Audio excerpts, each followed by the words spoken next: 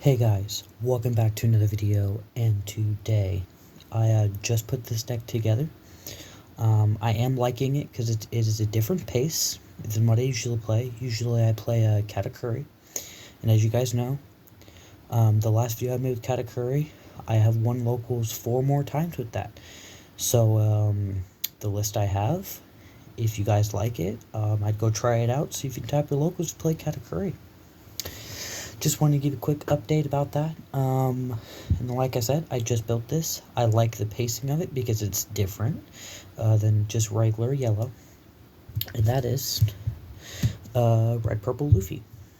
If you guys don't know what Red Purple Luffy does, his effect is if I have 0 Dawn cards on the field, or 8 or more, I can ramp a Dawn and set it as active.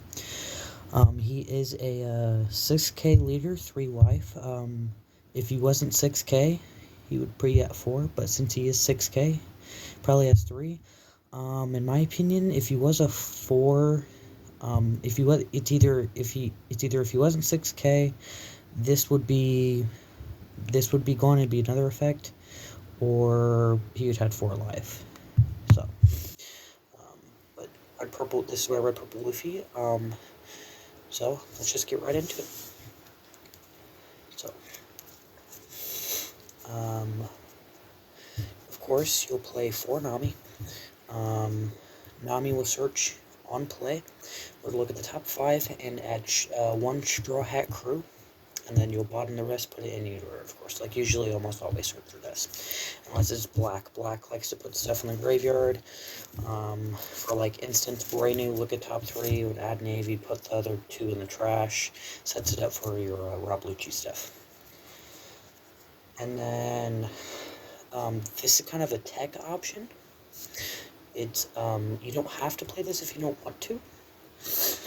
But, the 2k counter Brook, he's mainly in here only for the 2k counter, but if I need be, and I need to put a little more, if I need to, like, try to take a life, I can play him for 2 and then put 2 Rested Dawn under my leader or a character for swing, you know? So.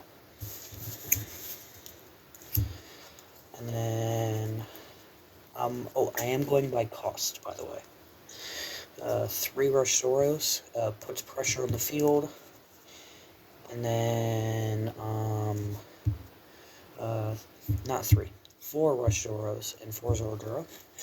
So, usually if I have both of these in hand, if my opponent doesn't really, like, if I'm good with my opponent, and I know at least 1 card in my opponent's hand, maybe, if I'm not trying to, like, be aggressive, but I'm trying to get to my higher cost characters quicker, I'll play the Zoroduro the first turn. Next turn, I'll swing 4 just to Rampadon, and then I'll play either this or my, like, 5 cost characters. So, and then I was doing a couple matches, and the Zoroduro came in really good, especially if I had counters in hand, like they swung like 5 at it, and they can only swing 5 at it, 2k, so that it keeps it on the field another turn longer to help me ramp at least 1 more Dawn, you know? So if I see it, if I see both of them, my opinion, I would rather play the Zoroduro to ramp faster and to get to my higher, so I can play my higher cost characters.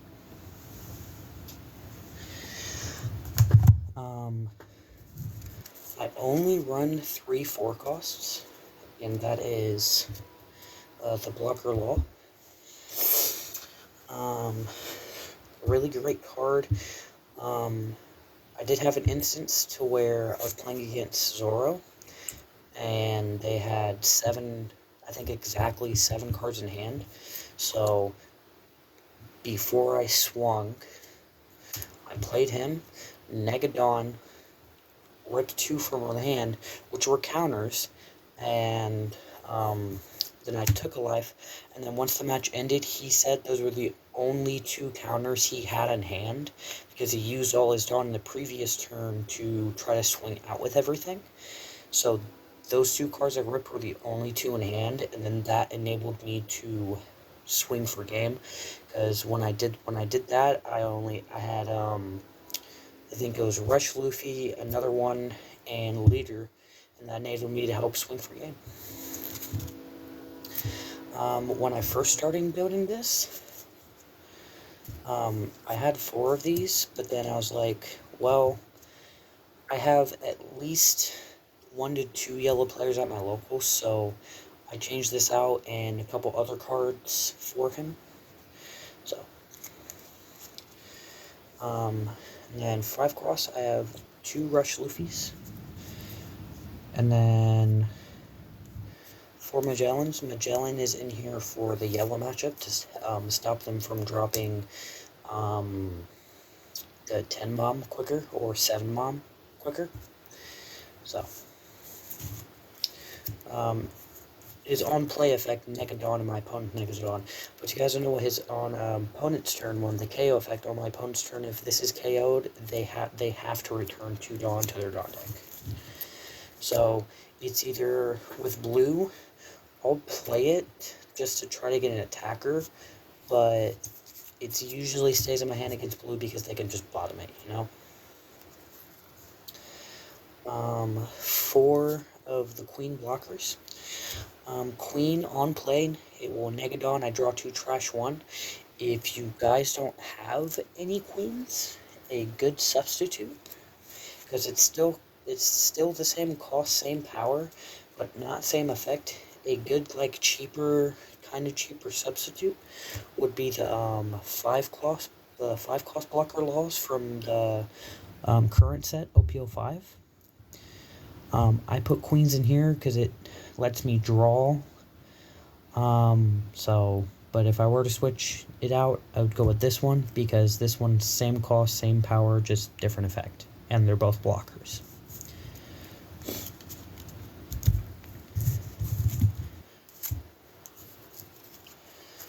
Continuing with her 5 costs, this will be the last 5 costs I have in the deck. 4 Froninosuke. Froninosuke is only in here for the 2K because it's searchable. Just like Brook, he's a searchable 2K, but if I need to play him, I will play the Brook. This is only in there before the 2K. Like, I'm usually never going to play him unless I have him in hand and I know my opponent has no blockers, they have no life and no cards in hand. Then I'll pay the 5 if I have 5, and then if I have an extra one, put a Dawn under him, swing for 5, and that'd be game. But he's only in here for the 2K.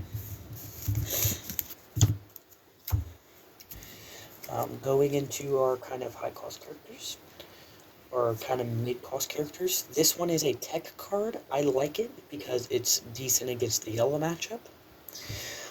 2 kings from the star deck where you get the queens from.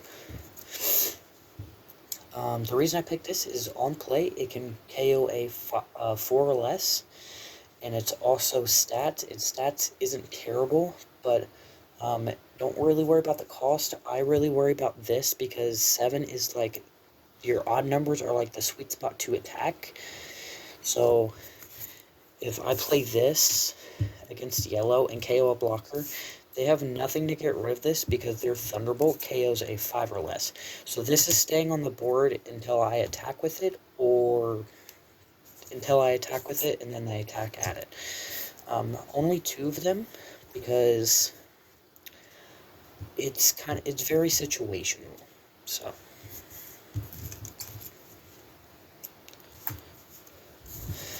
and then 2 of the 7-drop Captain Uses Kid. Very helpful, because if I play him, he'll boost my leader to 7 until the start of my next turn. So, since my leader's already at 6, it's going to make it harder for my opponent to swing. He does it on play and on attacking. So I attack, Negadon. So like what I can do is if I put him on field, I Negadon, and I know next turn I'll be at 10 Dawn, I can just swing with him, put one of my active Dawn back, boost leader by 1000, making him 7k again, and then I can just activate leader effect to get that Dawn back. if need be, of course.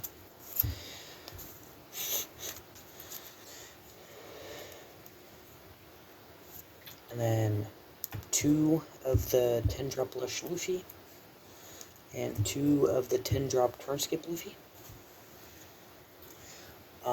Rush for game closers if my opponent has no blockers, and then this is Turn Skip for these 2 are my main closers out if I see them in hand. If I, like, the only reason I would like to bump them up, but 2, I feel like 2 is the sweet spot, so I'm keeping them at 2. If I were to cut something, it would probably be 1 of each to run like a, another counter maybe? Like another counter event, but 2 and 2, I think it works great.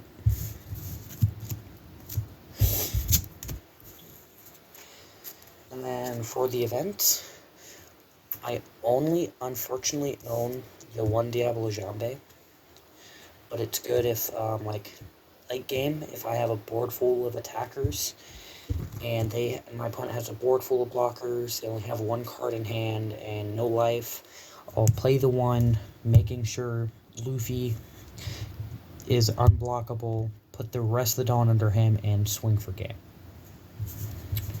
That has happened once, and it helps out very, very good if I do get this hand.